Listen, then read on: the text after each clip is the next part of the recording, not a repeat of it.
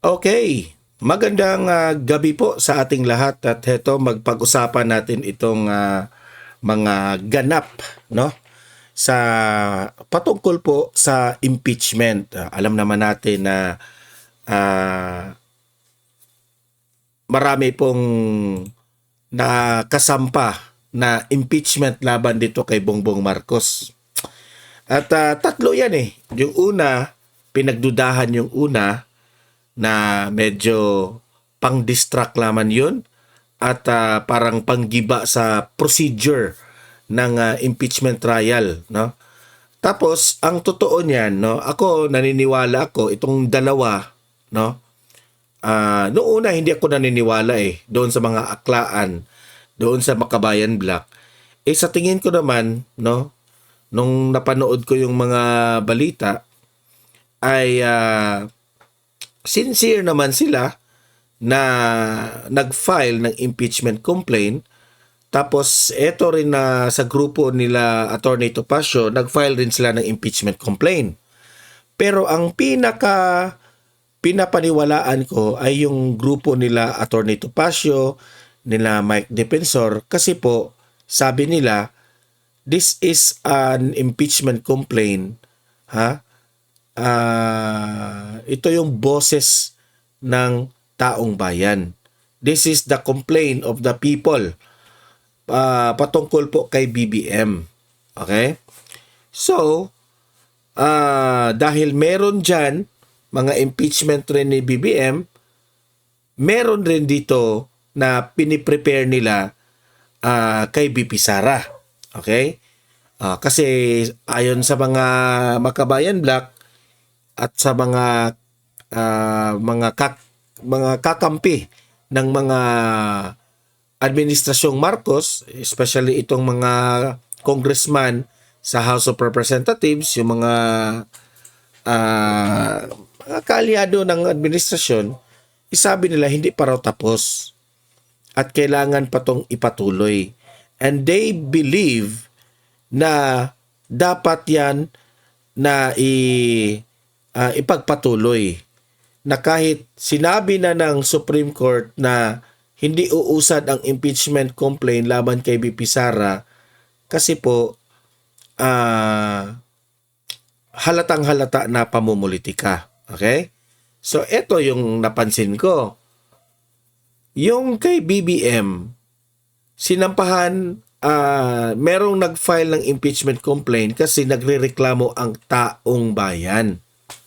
Ang kay VP Sara, ang impeachment niya ay reklamo ng kalaban niya sa politika. Yun ang dalawang kaibahan. Okay? At ito pa, ang kanilang reklamo dito kay Bongbong Marcos na impeachment complaint, marami. Yung betrayal of public trust, yung mga pinirmahan niya na budget na bilyones, halos nga umabot ng trilyon, ha? Ang mga questionabling pera na nawala. Pero etong kay BP Sara, 125 million lamang. Pilit pa ngang ina-upgrade ito ng ni Trillanes na bilyones raw. Kasi hindi umubra yung 125 million. Kasi alam naman natin, gawa-gawa lang nila. Wala silang mabintang dito kay BP Sara. Okay? So ngayon, dito sa video na ito, ay pakinggan natin itong programa ng SMNI na bakit nasabi nila na itong mga pag-file ng mga reklamo laban kay BP Sara, yung plunder case, yung mga malversation, graft charges ni BP Sara, hindi po ito magtatagumpay. Pakinggan natin. Kasi alam naman natin, ginagawa nila Trillanes yan, obviously, at ang taong bayan alam na galawan ni Trillanes kasi po malapit na ang election 2028. Okay? So, ang kapal rin ng mukha Kahit alam na ng taong bayan pero sige lang silang sige. Sige, kasi ano eh, karapatan nila yan. O sige, walang problema. Pero hindi na nila inisip ang kanilang dignidad, ang kanilang reputasyon. Ha? Nasabi ko sa kanila, ng mga kalaban ni VP Sara, na kung sino man yung kumalaban dito kay VP Sara o dito sa mga Duterte, ay talagang matatalo. Yan ang ano natin, di ba? Sinabi sa inyo. Okay, pero bago ko to i-play, i-like, i-share muna itong video na ito ha, para marami ang makakita. At sa mga bago pa lang dito, subscribe na po kayo para updated kayo lagi sa ating mga trending na balita. Okay? So, i-play natin. Subscribe na, nakasubscribe na ba? Okay. So, play natin itong video at magre-react tayo. Gusto talaga nilang manalo sa 2028. Ang nakikita siguro nila, they're so unpopular.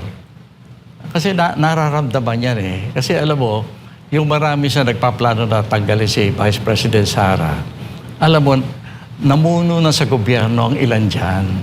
At kaya nga nanalo ng todo si President Duterte eh. Kasi nga, sa reklamo, sa incompetence na nakita nila, yung administrasyon na natalo tuloy. No? Yung pinalita ni President Duterte, maraming incompetent doon. Yan, nagpipilit bumalik ulit ngayon. At nakikita naman nila na para bang kunahan dyan si Vice President Sara, baka hindi sila manalo. O baka hindi sapat ang pandaraya. So, yun nga ang argumento doon eh. Di ba? Kaya pilit nilang gawa ng kwento, binibintangan, kahit papaano sa paniwala nila ay mabawas-bawasan ang boto siguro. Defense Secretary, walang iba kung this is Secretary Norberto Gonzales. Sir, good morning at welcome back sa ating studio. Ay, good morning. Good morning. Opo, at unahin natin itong usapin sa impeachment complaint laban kay Pangulong Bongbong Marcos Jr. May unang impeachment complaint na tinanggap na ng Secretary General. Kahapon may dalawa sana na dapat ihain dyan sa Kamara. Kaya lang, wala po yung Secretary General. Kaya hindi po tinanggap. Lalo na itong pangatlong... At ang sabi nila, wala raw ang Secretary General dyan. Labag rin raw din yan sa batas ng Pilipinas. Yan ang sabi ni Atty. Tipacio. Impeachment complaint laban kay PBBM. Diba? Imagine that one. Kasi natatakot sila na uusad ang impeachment laban kay BBM, hindi natanggap. May pa-absent pa sila. Di ba? Natakot ba? Natakot sila? Po ninyo, ano bang basa po ninyo dito sa hindi pagtanggap ng Secretary General sa opisina niya nitong mga reklamo laban sa Pangulong Bongbong Marcos Jr.? Kasi kung siguro gusto nila aksyonan yung nauna, yung number 1. Kasi parang galing sa kanila yun eh. Kasi pag nagkaroon na ng pag-process ng isang impeachment complaint, yung mga susunod, hindi na pwede. Kaya ayaw nilang matuloy yung number 2 at saka number 3. No, kasi alam natin yung number 1, lawyer daw yun ni F. Eliza. Yun, kung yun ang tatanggapin, very obvious, ibabasura yun. So wala nang impeachment sa 2026 laban kay BBM. Di marunong rin sila, di ba? Yan kaya dinidelay siguro. Opo. Ano bang nakikita mo yung pagkakaiba ng tatlong reklamong ito? Yung mga naghain at nakita po nating mga pumunta dyan sa Kamara para po isampa itong impeachment complaint laban sa Pangulo. Yung nauna, ang tingin natin dyan, intentional yon. Kasi isa yan sa mga pamamaraan para wala ng impeachment complaint na mangyari sa presidente for at least 1 year, no? Kaya yun ang una. Yung pangalawa, hindi ko masyadong mabigyan ng comment yan. Yung pangatlo, seryosong complaint yun. Kaya yan ay talagang pipigilin hanggat maaari. Opo. May nakikita ho ba kayong gray area po dito sa nangyari? Na maaring questionin po Secretary dahil nga po sa hindi pagtanggap nitong reklamo? Alam mo, bahagi talaga ng away yan eh, di ba? Kaya dapat inaasahan natin yan. Pero tignan natin, may recourse of course, no? Kasi pwede namang paila ng kaso. Bakit hindi tinatanggap ng Secretary General yan? nasa batas yan. Oo. Meron pwedeng gawing action. Opo. Pero nakikita po niyo parang strategy din na ganung paraan na Sir Norberto, considering na ilang araw na lang ay magbabalik sesyon na ang Kongreso. Alam mo, talagang ang intensyon ay magkaroon ng isang impeachment complaint na pwedeng ibasura para hindi na magkaroon ng mga kasunod pang impeachment complaints. Malinaw na strategy na ginagawa yan ng ating administration. Ngayon, huwag naman tayo masyadong malungkot kung sakalit hindi matuloy yung nakikita nating tamang impeachment complaint. Kasi sa panahon ngayon, hindi lang naman yung formal na proseso ang importante. Ang pinakamas importante tingin ko ang sentimiento ng bayan. Yung mga puwersa na akala nila hindi nag-iisip ang mga mamamayan, magugulat yung mga yan. No? Medyo nakakaunawa na ang taong bayan. Opo. So sa tingin po ninyo, parang may totoo po yung sinasabing may impeachment fatigue na yung taong bayan ba? Ganun ba, Secretary? Nakikita po ninyo dito? Ganyan talaga yan eh. Kahit ang lahat ng action ganyan talaga ay may assumption tayo na talagang nagmamanipulate na kung kinakailangan para proteksyonan ang opisina ng Pangulo. So, malinaw yan. Malinaw na malabo pang uusad itong impeachment laban sa Pangulong Bongbong Marcos. Wala nang iba. Takot sila. Kaya ginawa nila yung first impeachment na yan. So, ano masasabi nyo kay Bongbong Marcos? Halatang halata na itong si BBM greedy, hungry sa power. Si Duterte nga dati laging sinasabihan, mag-file ng impeachment complaint laban kay Duterte, mag-file. Sabi ni Duterte, hindi na kailangan na mag-file kayo ng impeachment complaint. Kapag ang taong bayan magreklamo kay Duterte na mag-file ng impeachment complaint dahil merong ginawang kabalastugan si Duterte, anong sabi ni Tatay Digong? Wag na. Nagsasayang lang kayo ng oras. Ako na mismo ang mag-step down. Yan ang sabi ni Tatay Digong. Ayaw naman ng taong bayan. Di ba? Hindi kagaya ngayon. Ang taong bayan, panawagan si BBM, resign. Pero ang kapal pa rin ng muka ni BBM. Kasi hungry for power. Greedy. Yan ang kaibahan ng dalawang leader. Junior. Baka, no? Pero sinasabi ko nga, ang importante tignan nilang mabuti, umuusad ba ang mga aksyon na nanggagaling na sa taong bayan. Yun ang importante ngayon kasi dalawa yan eh. Yung formal at saka informal. No? Titignan natin kung anong mauna. Opo. Doon sa grounds ng impeachment complaint laban kay Pangulong Bongbong Marcos Jr., pagbatayan natin yung unang impeachment complaint na inihain itong si Attorney De Jesus at nindorso nga ng isang kongresista, Sir Norberto. Isa sa mga grounds doon yung hindi nga pag-veto ng unprogrammed funds, yung pag-surrender o kidnapping kay Pangulong Bongbong kay dating Pangulong Rodrigo Roa Duterte at yung pagtatag ng ICI bilang shield, palangga daw para sa Pangulo at yung mga kickbacks na nakukuha mula sa mga ghost flood control projects at iba pa. Sa tingin po ninyo, ito ay mga lehitimong mga basehan o grounds para po sa isyong impeachment laban sa isang nakaupong Pangulo? Alam mo, ang problema natin sa impeachment complaint, hindi naman yung legitimacy o ganda ng petisyon na pinag-uusapan niya kasi politika yan eh. Yan ay nasasalalay kung ano ang gagawing aksyon ng dalawang houses of Congress. At saka pangalawa, sa simula, hindi pa iyan ang pagbabatayan ng impeachment. Iti-technical muna yan. Yung mga substance form, titignan niya kung tama yung pagkakagawa. Doon pa lang magkakatalo na yan. Ang tingin ko, yung first impeachment complaint design para i-reject. Pero, dahil na-action na, ang intention talaga, wag lang magkameron ng susunod pang impeachment complaints. Yan lang ang intention niyan. Kaya, kahit ano ilagay nila dyan sa... Anong analysis ko dyan? Hindi talaga, malabo rin na ma-impeach itong si BBM eh. Gagawin nila ang lahat. Dahil ano itong taong to? Hungry yan sa power.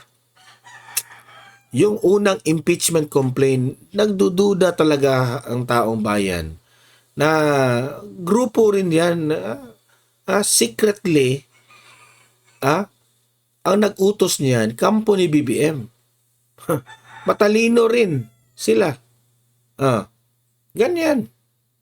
Ano yung vlog ko kanina? Patungkol sa budol na windmill. Okay? Yung budol na windmill energy. Nakuha tayo doon. Naakit tayo doon sa propaganda na yun. Kaya binoto natin itong taong ito. Ngayon naman, kung maniniwala kayo sa first impeachment dito kay BBM na hala, magpabudol lang kayo ng magpabudol dyan. Walang mangyayari. Opo. Pero it shows na nagpapatunay po ito na walang tiwala na ba ang taong bayan sa Pangulong Bongbong Marcos Jr.? Yan, kung titignan mo yung mga survey natin, hindi mo na masasabi mga fake yung mga surveys, no? Kasi sunod-sunod kung titignan mo talagang pababa ang Doon pa lamang sa negative rating, dapat na itong ma-impeach Di ba? First time yan sa history na meron tayong presidente na negative ang rating. tiwala ng sambayanan sa ating Pangulo. Maganda nga sana para wala nang gulo, mag-resign na lang Opo. Yung nabanggit po ninyo, yung taong bayan, itong isa po sa mga nagpahayag sa social media, isang active na sundalo, at ngayon ay tinanggal dahil nga doon sa kanyang pagbawi ng kanyang suporta laban sa Pangulo, nagangalang Isa pa yun mga sundalo na nagbitiw ng suporta kay BBM. Nung panahon po ni Duterte, walang nangyaring ganyan. Colonel Odi Monggao. Ano naman po ang inyong nakikita at masasabi po dito sa konteksto po ng disiplina at sa chain of command sa loob po ng AFP? Baka hindi na nakapigil. Nagsalita na, no? Pero ako, ang lagi ko lang nasasabi dyan, kung maaari, kung kikilos man, huwag silang maghahati-hati, no? Huwag na sanang i-interpret yung ginawa ni Colonel Monggao na yun ay parang nag-i-split ang armed forces. Palagay ko, in-emphasize niya naman na hindi ang armed forces ang pinagre-reklamohan niya. Ang pinagre-reklamohan niya, Pangulo mismo. Ayun, magandang paliwanag yun. Dahil talagang hindi dapat na magkaroon ng hidwaan na magkakaroon ng split ang ating armed forces. Ang armed forces sa kanyang paggalaw, kapag hati iyan, gulo na yan. Opo. Itinuturing ba ninyo itong isolated case lang o talagang malalim na sentimento o senyales po sa mas malalim na tinatawag nating sentimento sa loob po ng militar? Ang balita ko, malalim talaga ang sentimento ng mga nasa loob ng militar, pero katungkulan nila na tumahimik. Hindi na nila pwedeng gawing isa publiko yan, no? Pero yung sentimento ng mga iyan, alam niyo, mga ordinaryong mamamayan din naman ang ating mga armed forces, no? Nararamdaman nila kung ano nangyayari sa bayan. Kaya alam nila na talagang hindi na maganda ang takbo ng bayan natin. Kaya sentimento yan. Pero mag-iintay siyempre yan nga, yung importante sa lahat, na kung kikilo sila, they should move as an institution. Very important yun, no? Yung siguro iniintay na mga yan, no? Opo. Paano yung babalansin kaya nito? Paano tututugunan ng pamahalaan na baga isang sundalo? At sa tingin mo ba, nag-iisang sundalo lamang ito na ganito po kanyang sentimento sa loob po ng halay ng militar laban po sa Pangulong Bongbong Marcos Jr.? Ang balita ko baka may susunod May susunod pang mag-withdraw ng support sa ating Pangulo. Balita lang naman yan.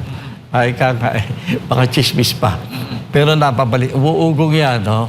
Kaya ang sa akin, dapat yan ay tuunan ng pansin niya ng armed forces as an institution.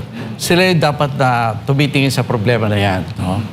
Ang Malacanang, kung kilo sila at medyo hindi fair yung kanilang magiging action dyan, ay lalo lang sasama at lalo lang magagalit ang sambayanan sa kanila. Opo. Bago ko lang ipasok kay Partner Admar, Sir Norberto, sa panahon mo ba noon may delaying tactics ba pagdating sa impeachment ng isang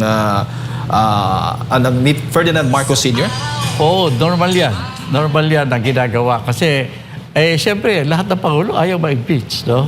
Kaya, hanggat maaari, i-delay mo yung kung may nag-a-attempt na i-impeach ka, no? Hanggat maaari, bago man lang ma-file, haharangin mo na eh.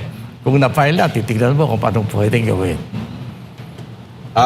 Secretary, magandang umaga si Admiral. Good morning. Opo, sir, dito po sa impeachment po, no? Ano po yung dapat na makita dito ng taong bayan? Kasi lagi na lang naririnig ang salitang impeachment.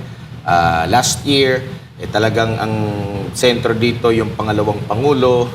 Tapos, nung papalapit na ang matapos ang last year, kasi nga, pagdesisyon na mali ang ginawa ng Kamara, na uumugong na magkakaroon ng pag-refile. Hanggang sa ganitong buwan lang, may magre-refile ulit para sa ano. Pero, nagtaka yung ating mga kababayan na hindi na si Vice President Sara Duterte at dito na mismo kay Pangulong Bongbong Marcos Jr. And at the same time, lumabas din yung kaliwat ka ng survey na nagsasabing still nananatili ang Pangalong Pangulo bilang may pinakamataas at pababa ng pababa ang nagiging survey. Maabot pa nga sa punto na negative yung kanyang net survey. Sa kabila po ito ng patuloy na pagmamalaki na sa current administration, dito nagumpisa yung pag-iimbestiga ng korupsyon. Dito rin nabulgar yung gaano kalawak yung korupsyon. Pero ano sa tingin nyo po, bakit tumabot sa punto na at least magtatatlo na yung impeachment case? Well, sinabi nyo nga po, questionable yung una. Pero marami po ang ganito na nahimok na maghain po ng impeachment. Alam mo kasi, yung kawalan ng tiwala sa Pangulo, ng halos nakakarami nating mamamayan, totoo yan. At kitang-kita na yan. Talagang galit ng ating taong bayan. Hindi lang alam ng taong bayan kung paano ang gagawin nila para mapalitan ng gobyerno. No? May iba-ibang pamamaraan. Kaya may mga grupo tayo na gusto na nila rin palitan ng pamahalaan. Ayan yung mangyayari kung mapalitan ng Pangulo. Kaya ang ginagamit nila, yung umiiral na sistema, ayan ay impeachment. No? Kaya talagang madaming magtatangka yan. No? Kaya lang, siyempre, sa kabila naman, haharangin yan. Yun po tungkol kay Vice President Sara, kinakatakutan lang yan. May isang grupo na nabubuo sa ating sistemang politikal na gustong sila ay matanggap ng tao na sila ang magliligtas sa sambayanan. Pero kailangan maiboto sila sa 2028. Ang problema nilang malaki, mukhang si Vice President Sara, mukhang kaya silang talunin.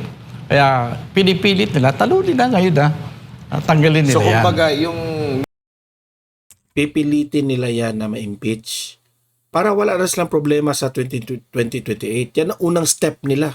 Minsang nasabi kung di ako nagkakamali, parang si Senador Cayetano ito, sabi niya, talunin niyo na lang sa 2028. Oo. Kumbaga,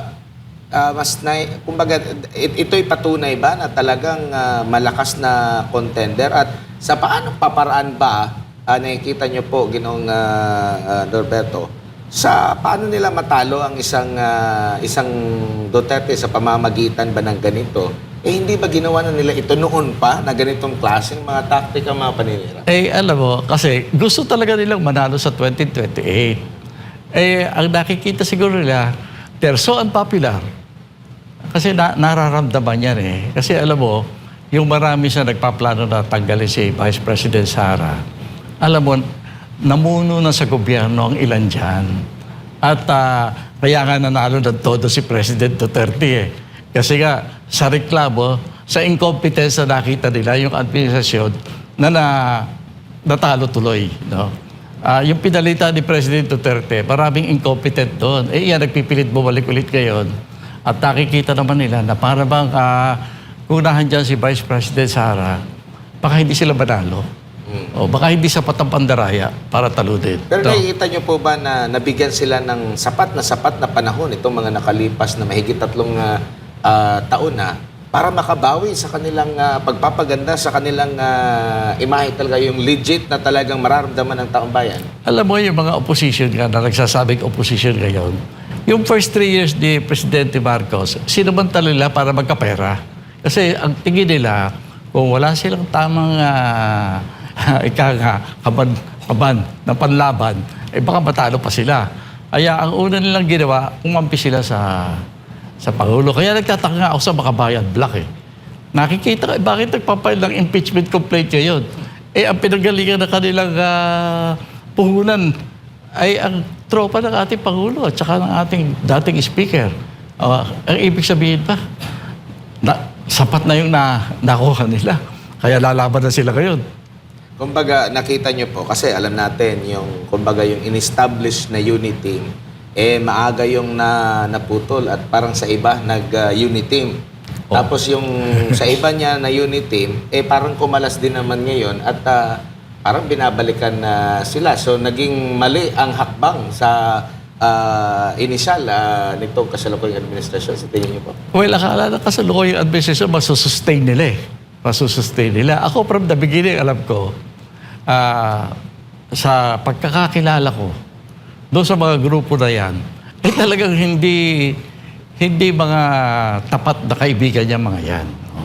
Kapag nakita na, lalo na ngayon, kitang-kita na wala ng trust sa bayanan, sa pakasalukuyang gobyerno o sa pakasalukuyang Pangulo. Baka mahuli sila. Kasi nagsisimula na rin naman yung ibang grupo na sinasabi, mga kasama ng administrasyon dyan, na kung sakalit babagsak ang gobyerno, tangay sila. Ayaw nilang mangyari yan. Kaya nagsisimula na sila ng kilos na para bang humikiling na sila sa popular na sentimiento ng sambayanan. Mas lalong nagalit yung taong bayan dahil nabubulgar kung gaano kalawak yung korupsyon. Kasi dati sa panahon ni PRRD, ang nabubulgar doon yung sistema sa illegal na droga, kung gaano kalawak ito na umabot na nakaugat na hanggang sa gobyerno natin, kaya pahirapan. Yun yung talagang tinutukan sa nakalipas na administrasyon. Now ngayon, ang mas malubha naman ngayon isang pera ng taong bayan at nakita yung lawak, gaano sinalaula yung pera ng taong bayan. Pero still, kasi pwede nilang i-corrupt ito para meron silang sa kanila at makontrol nila yung naratibo. So, kahit gaano kalaki ba ang pera, kahit gaano kalaki yung ninakaw, hindi pa rin mananaig, kumbaga hindi pa rin makokontrol talaga yung naratibo. Alam mo, ang pag-aralan natin, yung dalawang people power na nangyari sa atin. Ang panahon ni Marcos Sr., hindi natin masasabing hindi busog ang birokrasya, hindi busog yung mga korona niya, busog pati ang armed forces, police, lahat yan, busog yan. Bakit natanggal pa rin siya? Kasi may hangganan ng pera. Parang ni GMA, Para bang sinasabi niyo po ba na parang hindi na natuto? Oo nga Kasaysayan. Kailangan titignan mo yung kasaysayan, no? Actually, tama siya ha. Kasi nung panahon na yun ni Erap rin, no? Akala mo loyal lahat yung nakapalibot kay Erap pero still si Erap na impeach. Yung panahon ni people power ni Marcos Sr., di ba? Loyal man yung nakapalibot pero dahil sa power po ng taong bayan, matapatalsik talaga. Ngayon, di ko maintindihan kasi hinaharang Nang gulo kasi itong mga dilawan Ang taong bayan, may breaking point. Breaking point lahat yan. Ako, nakikita ko, kaya hindi ako masyadong nangangamba. Kunyari, tungkol sa impeachment, baka hindi matuloy, hindi matagal ang Pangulo. Ako sinasabi ko, pagka lumalaho ka sa sistema ng pamumulitika ngayon, may hirapan kang ito pa rin yung gusto mo mangyari. Ang dapat pinapakinggan na ngayon, yung sentimiento ng ating mamamayan. Iba kung kumilos ang mamamayan. Pag kumilos na yan, hindi na yan mapipigil. At ako naniniwala ako dumadating na yan. Opo. Sa tingin niyo po, kasi sinasabi yung mga naratibo na yung impeachment na yan, makakagulo lang yan sa bansa, makakaapekto lang yan sa ating ekonomiya. Pero sa tingin niyo po, alin po yung may mas malaking epekto sa kabuuan sa bansa?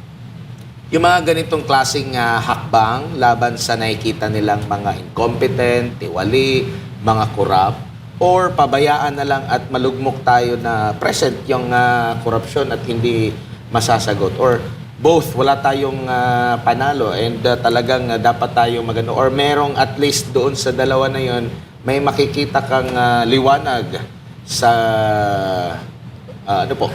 Alam mo, kasi yun nga ang nakakalungkot eh. Alam mo, yung mga grupo na akala natin sila ang magiging opposition dito sa mga talagang nangyayaring katakot-takot na pagdadakaw dito sa bayan natin. Pinipilit pa rin nila na ang pagbabago ay magagaling sa umiiral na sistema natin. Yung maduming politika, ang tingin nila pwede pang linisin. No? Hindi na pwedeng linisin niya. Kailangan talaga pagbabago. Pero hindi nangyayari yan. Ngayon, mag-iintay ba tayo? Hindi po pwede eh. Kasi kung titignan mo, ito, akala natin, yung mga biro, pakikinggan mo, aba, iba na ang relo ng mga congressman ngayon mga mumurahin na, nawala na yung mga branded. Tapos yung mga kotse, hindi na rin yung mga magagara. Sabi ko, nagbabago ng mga politiko, mukhang maganda yan. Pero nung dumating yung budget natin, in-approve ngayon. Kung susuriin ng tama iyan, makikita mo, hindi nagbabago ugali ng mga magnanakaw sa gobyerno. Magnanakaw pa rin. At sa susunod pang taon, baka mas malaki pa kasi inaasahan nila, kaya pa rin bilhin ang sambayanan. Kaya nag-iipon sa walang pag-asa. Ano po na masasabi niyo naman po na yung, di ba may kasabihan, don't shoot the messenger. Pero ang nangyayari ngayon, merong isa na nagbubulgar sa ganyang mga korupsyon. Pero imbis na imbestigahan yung kanyang hawak-hawak na mga alegasyon, may dala-dala siyang mga sinasabi kaya nilang patunayan, may mga dokumento, pero imbis na yun ang mapag-usapan, kasi related pa, kasi sinabi mismo ng Pangulo na magtulungan laban sa korupsyon, so may mga naglakas ng loob, pero ang nangyayari, sila mismo yung binabanatan, hinahanapan sila ng butas, hinahanapan ng kung ano man, ang mensahero mismo, yung doon nagkakaroon ng investigation, imbis doon sa hawak-hawak niya na maaring makapagbigay ng solusyon or tulong sa paglaban sa korupsyon. Ako, panalangin ko lang, sana wag mawala ng pag-asa yung mga yan, yung mga lumalaban, kahit na inaatake na sila. Dahil importante na patuloy yung kanilang ginagawa. Pero ang masasabi ko lang, mukhang nadenggoy na tayo eh. Nailipat na yung proseso ng pagtingin sa korupsyon. Naipasok na sa sistema na talagang pagkabagal-bagal. Nakita mo naman ang mga hearing natin. Ang pagbuklat natin ng corruption, ang talagang namimili kung sino ang uunahin. Kita na natin yan. Ang ibig sabihin yan, mukhang natalo tayo sa proseso. Yung narrative, naikiling na eh. Kaya medyo mahihirapan at kaya dapat siguro bigyan na natin ng warning ating mga kababayan. Huwag kayo mabibigla. Yung ating galit sa korupsyon, baka walang pag-asa hanggat hindi natin iniisip ang pagbabago ng ating pamahalaan mismo. Dahil naikiling na yung proseso eh. Baka tayo matatanda, wala na, hindi pa tapos yung kaso ng mga yan eh. Opo. Speaking of sa ating mga kababayan, excuse me, nakikita kasi nila na once na mag-stand ka, no, na meron kang legit na battle cry mo na pinapahayag, kinakasuhan ka, meron agad na inciting to sedition, mga ganyan, meron ng mga sample, mga dating general na nagsilbi sa ating bayan. Meron pang isa, nag-post lang siya patungkol doon sa Republic of Mindanao, parang pagtataksil na. Pero kung totoo... Yan si Congressman Liviste at si Congressman Barzaga, no? Ginigipit. At yun pa yung nag-e-expose sa mga kalokohan. Kung lalaliman mo yung reason kung bakit na-put up yung ganong klaseng issue, malalaman mo na neglect mo yung Mindanao. Kami, malaki yung binibigay namin sa kabuuan sa Pilipinas, pero napapabayaan kami. So, hindi mo may sasantabi yung mga ganon na mga sentimento. Pero, paano ito dapat tanggapin ng ating mga kababayan? Baka mas lalo silang matakot kasi, ganun pala yun. Hindi na lang ako mag-voice out kasi meron palang kaso. Yun ngang na-misinterpret lang yung salitang Cebuano na pinagkamalan na, may death threat na or gustong patayin ang Presidente, Secretary. Noong panahon ni Marcos Sr., hindi lang kaso tatanggapin mo. Nawawala ka pa. Nawawala ka nang hindi ka na nakakabalik. You know? Ganun yun. Pero ganun pa man, dumating ang puntos na talagang hindi na kayang pigilin ang paghahangad ng ating sambayanan sa pagbabago. Isa lang masasabi ko dyan, no? Darating yang panahon na talagang magtatagumpay ang mamamayan na mabago ang pamahalaan, ang sistema na umiiral. Pero ang masaklap, kung wala naman tayong plano kung anong gusto nating mangyari sa kinabukasan, wala tayong pinaplano maganda para sa bayan, basta galit lang itong ating pinaiiral sa ngayon. Hindi natin pinag-iisipan. Ay kung biglang nag-resign yung Pangulo, ano gagawin natin? May nakapag-isip na ba kung ano talaga ang gagawin ng pamahalaan? Yun naman ay dapat yung mga... Sabi nila, kung ma-impeach raw si VP Sara, ma-impeach raw si BBM, si Tito Soto raw ang maging presidente. Patay tayong lahat. Good luck sa atin. Seryosong mga mamamayan natin na meron na... Kung si Tito Soto ang maging presidente, itbulaga tayong lahat. Pagdasan sa tamang pagpapatakbo ng pamahalaan, may mga ideya kung saan dapat dali ng bayan. Yan, sa tingin ko, quietly dapat nagsasama-sama na yung mga yan. Opo. Para pag nabago na yung pamahalaan, meron naman kapalit. Secretary, uli na lang, bago lang si partner Jay. Sa tingin niyo po, alin po yung dapat na baguhin? Ang mga opisyal ba o mga namumuno ba? O yung sistema ng ating gobyerno? Or both? Siyempre, at kakayanin ba ito either way? ang masasabi ko lang, huwag tayo matakot sa mga nagsasabi na kapag tinanggal ang Pangulo, magkakagulo. Hindi totoo yan. Kasi baka mas maganda ang papalit. Di ba? Hindi natin alam yan eh. Hindi totoo na kapag karoon ng mga aksyon na nagsasabi na pagbabago, magkakagulo ang bayan. Hindi totoo yan. May kasaysayan tayo na nakita natin na kaya nating baguhin ng total ang ating gobyerno nang walang gulong nangyayari. Peaceful tayo eh. Opo. Pero minsan nasisisi yung mga botante rin po. Dahil, binoto nyo yan eh. Nasa inyo yung pagkakataon na pumili ng ganito. Yan ang argumento lagi eh. Paano binudol tayo? Maganda yung sinasabi. Pero yun naman ay